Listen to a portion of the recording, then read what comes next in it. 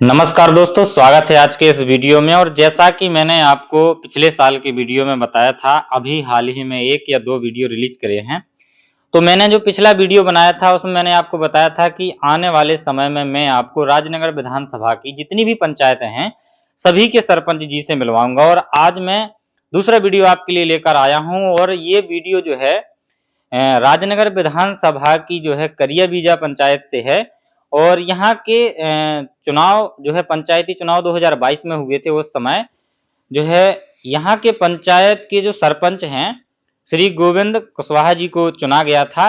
लेकिन कुछ समय बाद जो है इनको पद से हटा दिया गया था। इस बारे में भी बात करेंगे और गोविंद जी से जानेंगे कि सरपंची के जो चुनाव होते हैं उनमें क्या-क्या दिक्कतें आती हैं और इनकी पंचायत में कैसे चुनाव होते हैं और कैसे क्या टास्क होता है, सभी के बारे में बात करेंगे। और क्या राजनीतिक परिणाम है, जो भी चीजें हैं सभी के बारे में जानेंगे। तो बहुत-बहुत स्वागत है सरपंच साहब आपका।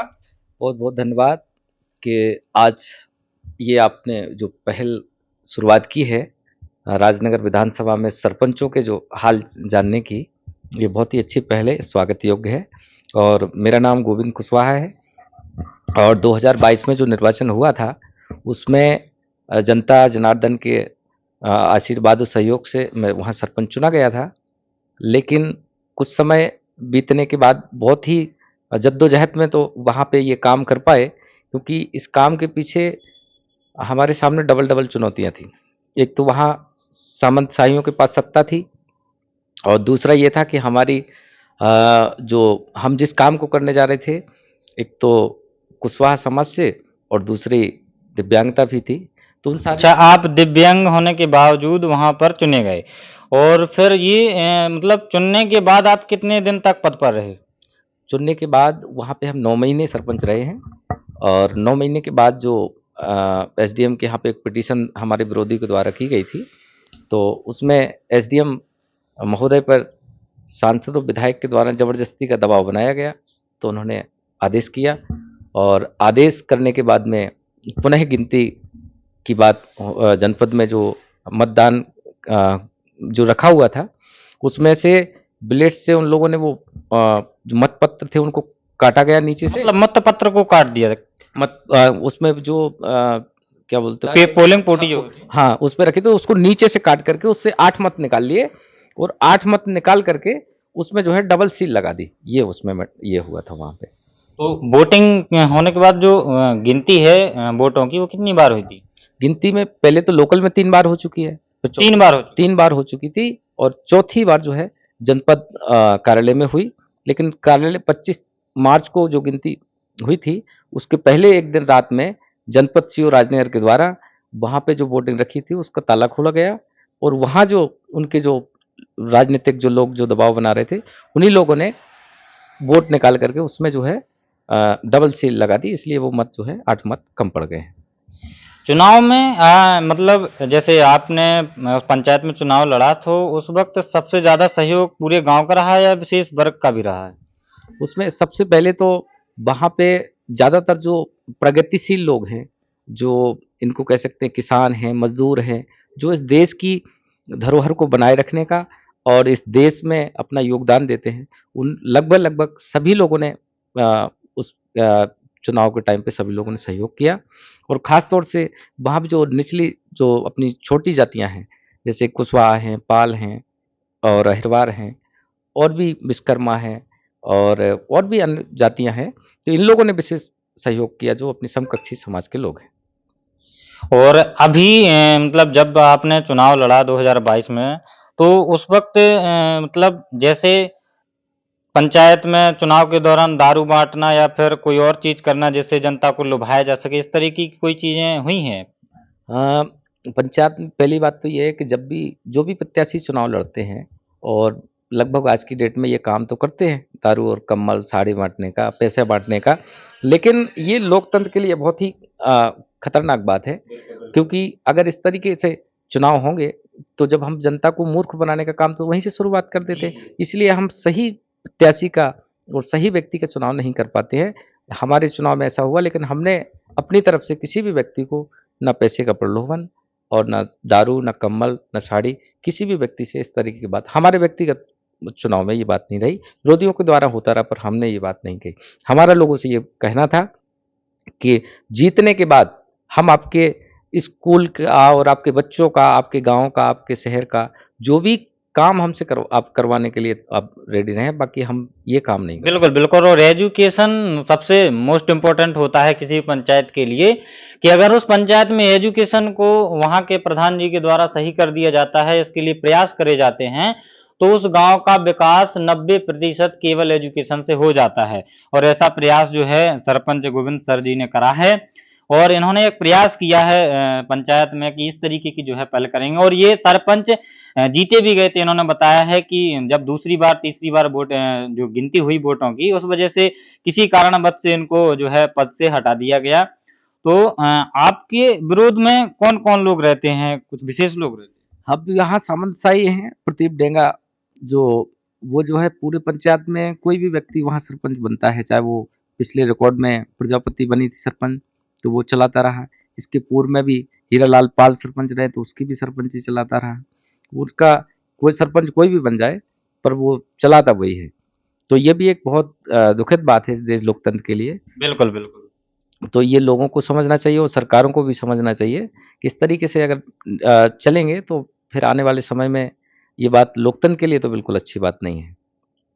अब जैसे अगर आपसे कहा जाए कि आप किस पार्टी को पसंद करते हैं, तो है कि कोई पार्टी जिसे आप पसंद करते हैं? अभी वर्तमान में देखिए भारतीय जनता पार्टी की जो नीतियाँ हैं, वो पूरे मानव समाज के लिए भी और वो कहीं हितकारी नहीं है। आज पूरे देश के अंदर लोगों के साथ बहुत सारी घटनाएँ हो रही हैं, लोगों की ज़मीनें छीनी जा रही हैं, लोगों के साथ अभी कई जगह ऐसी हैं कि मर्डर भी हो रहे हैं। इस बिल्कुल, बिल्कुल। पूर्व में हो गए हैं, तो इस पे सरकार बिल्कुल संवेदनशील नहीं है, ये आप असंवेदनशील सरकार है और यहाँ जो गरीबों की बात आती है, उनको जो सामाजिक न्याय का जो सरकारों पे भरोसा है, वो सामाजिक न्याय सरकारें नहीं कर रही, इसलिए सरकार के जो प्रति जो भरोसा इंसानों का होता है, वो भरोसा खत्म हो रहा है, ये भी बहुत दुःख का विषय है। अब जैसे आपको राजनगर ब्लॉक अध्यक्ष भी बनाया गया है कांग्रेस की तरफ से, तो इसमें आपका क्या योगदान रहेगा? पार्टी के लिए काम करेंगे आप? देखिए, ये तो बहुत बड़ी बात है कि एक राष्ट्रीय पार्टी है, भले ही सत्ता में ना हो, पर उसने इस बात को चुना और दूसरी बात ये है कि दिव्यांग होने के बाद भी पार्टी ने उसके लायक समझा, तो निश्चित रूप से हमारी जो भी सेवाएँ हम पार्टी के लिए कर सकते हैं, उसके लिए पूर्ण रूप से समर्पित होकर के करेंगे और कांग्रेस की जो वर्तमान में राष्ट्रीय स्तर की जो लीडर हैं, उनकी जो सोच है कि समाज में समता, बंधुता और न्याय की जो विचारधारा समाज में जाए, वो सबको भागीदारी हो। संख्या के अनुपात पे भागीदारी सुनिश्चित करने का जो उनका राहुल गांधी जी का जो अभी मकसद है, हम उसका स्वागत करते हैं और उनकी नीति से भी प्रभावित भी हैं, उनके साथ भी हैं। अभी हाल ही में खजुराहो में कैबिनेट रखी गई थी। मोहन यादव जी जो मध्य प्रदेश के मुख्यमंत्री हैं, इन्होंने कैबिनेट में जो है भाग लिया था। और किसी कारणवश खजुराहो में जो है फूड पॉइजन की वजह से कुछ लोगों की जो है डेथ हो गई थी।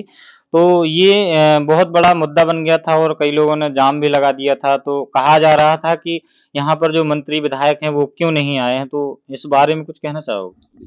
देखिए, ये बहुत बड़ी बात है कि खजुराहो एक इंटरनेशनल प्लेस है और यहाँ पे जब एक तरफ कैबिनेट चलती है और दूसरी तरफ सरकार कैबिनेट चलती है, उसके बाद कर्ज लेकर के यहाँ जो है खजुराहो में या बड़े-बड़े शहरों में आकर के फॉर्मेलिटी करके चले जाते हैं। उसी शहर में 5-5 लाशें और सरकार मतलब इतनी असंवेदनशील रही कि एक भी कोई भी व्यक्ति वहाँ सरकार का नहीं पहुँचा और 20,000 रुपए की मदद जो दी है, वो इस तरीके से प्रचार कर रहे हैं जैसे उनको 20 लाख दे दिए हों। तो ये भी बड़ी दुर्भाग्य की बात है। इंसानों का जो सरकार के प्रति जो भरोसा टूट रहा है ना, ये आने वाले समय के लिए अच्छा नहीं है। आने वाले चुनाव में 2027 में फिर से चुनाव होने वाले हैं, तो आपका अगली आगामी तैयारी कैसे है? किस तरह तैयारी है कुछ आपकी? देखिए, हमारा लगातार उसी समय से हम क्योंकि 10 साल पहले से चुनाव की तैयारी करते रहे। आज भी चाहे वो समाज में जितनी भी गाँव की मूलभूत जो समस्याएँ हैं, हम प्रशासन को इस बात से भी अवगत कराते हैं और जो व्यक्तिगत रूप से हम जिसकी मदद कर सकते हैं, चाहे वो वहाँ जैसे गरीब कन्याएँ जिनकी शादी होती है, अगर वो आर्थिक रूप से सशक्त नहीं है, तो हम लोग उनकी भी मदद चाहे वो 10,000, 5,000, 2,000 जो भी सामर्थ्य के हिसाब से हो, जो व्यक्ति के लायक है उसको हम उसकी भी मदद करते हैं। और पिछले रिकॉर्ड में हमने जब चुनाव जीतने से पहले कम से कम 10,000 तो पेड़ किसानों को दिए, जिसमें आज सबसे बड़ी बात यह है कि वो 5,000 पेड़ आज भी लोगों के खेतों में जिंदा है और उनसे फल भी आने लगे हैं, जो उनके बच्चे भी खा रहे हैं, उनका व्यापार भी उससे चल रहा है, वो छोटा मोटा व्यापार भी करने लगे, अपने मार्केट में लेकर के बेच भी रहे हैं। इस पे कुछ एक्शन वगैरह होता है? अब एक्शन आप देखिए, यहाँ से हम तो जनपद से लेकर के जिला पंचायत और कलेक्टर महोदय के पास भी हम कई बार आवेदन लेके गए। अभी तो हमारे यहाँ 48 लाख रुपए निकाल लिए और कम अभी वहाँ पे एक विवाह घर उसका काम नहीं लगा, आंगनबाड़ी का पैसा निकाल लिया, सीसी रोड का तो ये आंगनबाड़ी जैसे विवाह ग्रामन आंगनबाड़ी का जो पैसा निकाल लिया, तो ये कार्य हुआ नहीं क्या? अभी काम नहीं हुआ और हम इस बात से लेकर के कलेक्टर महोदय को भी और जिला पंचायत सीओ जनपद सीओ को भी अवगत करा चुके हैं। मीडिया के माध्यम से हम लोगों ने ये खबर भी कई बार प्रकाशित कराई कि 48 लाख रुपए निकालने के बाद में ये पूरी पंचायत के लोगों का और क्षेत्र के लोगों का विकास भी रुका हुआ है, साथ में एक व्यक्ति को पैसा निकाल के खा रहा है। आने वाले चुनाव में आप फिर से प्रत्याशी के रूप में आगे आएंगे, तो आपकी जनता के लिए कुछ विशेष तैयारी, आप कुछ पहल करते हैं? हाँ, देखिए जनता के लिए बिल्कुल हम तैयारी कर रहे हैं और जनता के बीच भी जा रहे हैं। हमारा पहली प्राथमिकता कि गाँव के सबसे पहली प्राथमिकता अभी जो होंगे तो हमारे मुद्दे भी हैं कि हम शिक्षा पे विशेष हमारा जोर है कि हमारे ग्राम पंचायत पहरापुरवा में सबसे पहले जो है कम से कम हाई स्कूल का हमारा प्रयास है और हमने 9 महीने के बीच में भी हमने प्रयास किया था और शासन प्रशासन को इस बात से अवगत भी कराया था। हम लोग मंत्री महोदय से भी मिले तो उन्होंने भी आश्वासन दिया था, लेकिन जब तक वो बीच में पंचायत डिस्टर्ब हो गई तो नहीं हो पाया। लेकिन नेक्स्ट टाइम हम पूरा प्रयास है कि पहले शिक्षा के साथ में चाहे वो रोड हो, नाली हो या अन्य जो भी काम है, जनता से जुड़े जो भी मुद्दे। आपको क्या लगता है कि आने वाले चुनाव में फिर से पंचायत में आपके विरोध में कोई खड़ा होगा? देखिए, खड़ा होना तो ऐसा है कि लोकतंत्र है, लोग खड़े हो सकते हैं और अपन ये भी नहीं कह सकते कि लोग ना हो। हम तो कह रहे हैं कि खड़े हों और खास तौर से रही बात के चुनाव जीतने और हारने की, तो लोगों के अंदर इतना तो है कि जब वहाँ हम चुनाव लड़ेंगे तो निश्चित रूप से अपन चुनाव जीतेंगे, ये पूरा अपन को भरोसा है। क्योंकि लोगों की ऐसी मानसिकता भी है और लोग चाहे भी रहे कि एक बार ये गलत भी हुआ है और लोगों के अंदर इतना तो सभी लोग जानते हैं कि चुनाव में कोई दिक्कत नहीं, चुनाव अपन बराबर जीतेंगे। चुनाव के दौरान समाज का कितना योगदान रहा है कुछ? समाज ने बहुत सक्रियता के साथ उन्होंने साथ दिया और हमारे जो भी वहाँ के वोटर हैं और हमारे मित्र साथी हैं, समाज के लोग हैं, उनने सब ने बढ़-चढ़ के हिस्सा लिया और पूरी मेहनत की और उन्हें बड़ा दुःख है इस बात का कि हमने 5 साल के लिए जनप्रतिनिधि चुना था, लेकिन ये सत्ता और सरकार के उसमें और कुछ मनुवादी मानसिकता के लोगों के द्वारा जो इस तरीके की जो बात की गई, ये बहुत ही दुखद बात है। जब भी हम उनके सामने खड़े होते हैं या वो हमें मिलते हैं, तो उनके भी आँखों से आँसू आ जाते हैं कि अब उसके लिए शब्द नहीं है। लेकिन ये वो उनका यही कहना कि ये हुआ है बहुत गलत है और जब भी उनको मौका मिलेगा, जब भी चुनाव के बीच में जाएँगे तो निश्चित रूप से इस बार जो है हज़ारों वोट के साथ विजयी होके आएँगे वहाँ से। बिल्कुल, बिल्कुल। और जैसे कि आपको पता है कि दमोह में 2-3 जो है दुर्घटनाएँ हो चुकी हैं और इन 2-3 दुर्घटनाओं में अब जो है समाज के द्वारा और लोगों के द्वारा पहल की जा रही है, न्याय रैली के रूप में जो है चल रही हैं चीज़ें। तो इसके बारे में क्या कहना चाहोगे? देखिए, सबसे पहले तो अम, हमारे जो माननीय पूर्व सांसद महोदय सुखलाल कुशवाहा जी की जयंती में पूरे भारतवर्ष से उनके अनुयायी हैं और उनके इस कार्यक्रम में सब लोग वहाँ पहुँचेंगे और चूँकि आज देश में जो है अभी इसको अपन इमरजेंसी की जैसी आज की स्थिति लग रही है, तो ये अच्छी बात नहीं है क्योंकि देश में किसी भी व्यक्ति के साथ, उसके साथ जो जाति जो अपमान के जो काम हो रहे हैं या उनको थूक चटा रहे हैं, किसी को वो महिला के साथ में कितनी घटना हुई उसको फ्रेश होने से रोक दिया।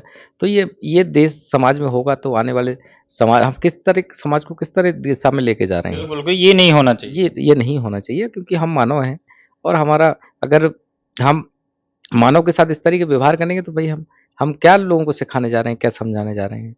तो ये बहुत हमारे हिसाब से तो हमें ये लगता है कि ये बहुत दुःख का विषय है। लोगों को सोचना चाहिए और इसमें प्रगतिशील जो लोग हैं उनको इस ऐसे मामलों में आगे आना चाहिए ताकि ये जात-पात की जो दीवार बना के रखी है ना, इसको हटाना पड़ेगा। नहीं तो आने वाले समय में ये जातिवाद का दानव इंसानों को खा जाएगा। अब जैसे अपने यहाँ पर जो है बागेश्वर बाबा भी हैं, तो ये समाज में एक पहल करते रहते, बहुत लोग उनको मानते भी हैं, बहुत उनके अनुयायी भी हैं। वो मुद्दा उठाते रहते हैं, हमेशा मांग करते रहते हैं कि भारत को हिंदू राष्ट्र होना चाहिए। तो उसके विरोध में कुछ लोग कहते हैं कि भारत को हिंदू राष्ट्र नहीं होना चाहिए, भारत एक संवैधानिक राष्ट्र है। तो इसके बारे में क्या कहना चाहिए आप, क्या कहना चाहते हैं आप? देखिए, भारत में संविधान लागू है और देश संविधान से चलेगा, और संविधान ने हजारों वर्ष की जो गुलामी की जो जंजीरें थी, उसने उखाड़ करके अलग की हैं, और हम सबको संविधान की वजह से ही हमें ज़बान मिली है, हमें अधिकार मिले हैं। इसलिए हम तो यही चाहेंगे कि इस देश के अंदर संविधान में जो व्यवस्था है, और संविधान से देश चलेगा, और इसी के हम लोग पक्ष में भी हैं, क्योंकि उसी के वजह से आज एक जो है बैकवर्ड किसान मजदूर का व्यक्ति सरपंच बन जाता है, विधायक सांसद भी बन जाता है। तो ये सब संविधान की देन है। संविधान जब लागू नहीं था, तो यहाँ आपने देखा है कि कई जो भी राष्ट्र बनाने की बात कर रहे हैं, उनका विषय हो सकता है, पर जो इस देश के अंदर कमेरा समाज है, जो मजदूर इस देश के उसकी निर्माण करने में उसका योगदान है, उसके लिए संविधान से बड़ा कोई सहारा नहीं हो सकता, और उसी हम पक्ष में हैं कि संविधान से देश चलेगा। बाकी बातें तो लोग ये फालतू की बातें करते रहते, इससे कुछ होने वाला नहीं। चलिए धन्यवाद। और जैसे कि आपको खुद पता है कि सोशल मीडिया पर आए दिन प्रतिदिन पिछले कुछ सालों से जो है जातिवाद बहुत तेजी से फैलता जा रहा है। चाहे मध्य प्रदेश हो, चाहे राजस्थान हो, चाहे आपका बिहार हो, चाहे आपका कोई भी राज्य हो, बहुत ज़्यादा मात्रा में जो है जातिवाद फैलता जा रहा है। कहीं किसी बच्चे के साथ भेदभाव हो जाता है स्कूल में, या फिर कहीं भी जो है पब्लिक प्लेस पर। तो जातिवाद के बारे में क्या कहना चाहोगे आप? देखिए, जातिवाद तो देश से आज तक समाप्त हो जाना चाहिए था, लेकिन इस देश के अंदर आरएसएस और भाजपा की नीति यह है कि इस देश के अंदर जातिवाद कायम रहना चाहिए, क्योंकि जातिवाद कायम रहेगा तो निश्चित रूप से इस देश का जो मजदूर, किसान, और इसको जो बेवकूफ़ बनाने का एक साधन है। इसलिए जातिवाद इस देश से समाप्त जब तक नहीं होगा, जब तक देश में लोग यहाँ आज़ाद नहीं होंगे। इसलिए जातिवाद फैलाने वाले लोग, ये इनकी बहुत गंदी मानसिकता है, क्योंकि जब हम इंसानों में इंसानों के साथ भेद करते हैं, ये बिल्कुल अच्छी बात नहीं है। चलिए बहुत बहुत धन्यवाद। तो दोस्तों इसी के साथ इस एपिसोड को हम जो है विराम देते हैं। और खासकर मैं आपको बता दूं कि मेरे साथ जो प्रधान प्रत्याशी बैठे हुए हैं, ये प्रधान प्रत्याशी राजनगर विधानसभा के जो है पहरापुरवा पंचायत है, एक वहाँ के प्रत्याशी है। और वहाँ एक गांव है जो जिस गांव का नाम है जो है करिया बीजा, वहां से ये आते हैं। और इन्होंने जो है पंचायत चुनाव 2022 में हिस्सा लिया था, और उस समय ये सरपंच चुने गए थे। किसी कारणवश इनको 9 महीने केवल काम करने के लिए मिला, बाकी विरोध के कारण और किसी कारण से इनको पद से जो है हटना पड़ा या फिर जाना पड़ा। तो ये चीजें इनके साथ हुई हैं जिनके बीच हमने चर्चा करी है। और खासकर जो मैं आपको बताने वाला हूं वो ये है कि ये एक ऐसे प्रत्याशी हैं जो दिव्यांग हैं। पूरे राजनगर विधानसभा में मुझे लगता है कि कोई भी प्रत्याशी सरपंच का ऐसा नहीं है जो दिव्यांग हो। और इनका हौसला इतना कि ये चुनाव हुए जब 2022 में, तो ये जीते भी और इन्होंने 9 महीने तक काम भी किया। अब किसी कारण से बस इनको पद से जो है जाना पड़ा, वो एक अलग विषय है। तो इसी के लिए बस मिलते हैं ऐसे ही किसी नेक्स्ट वीडियो में। आज के लिए बस इतना ही। धन्यवाद।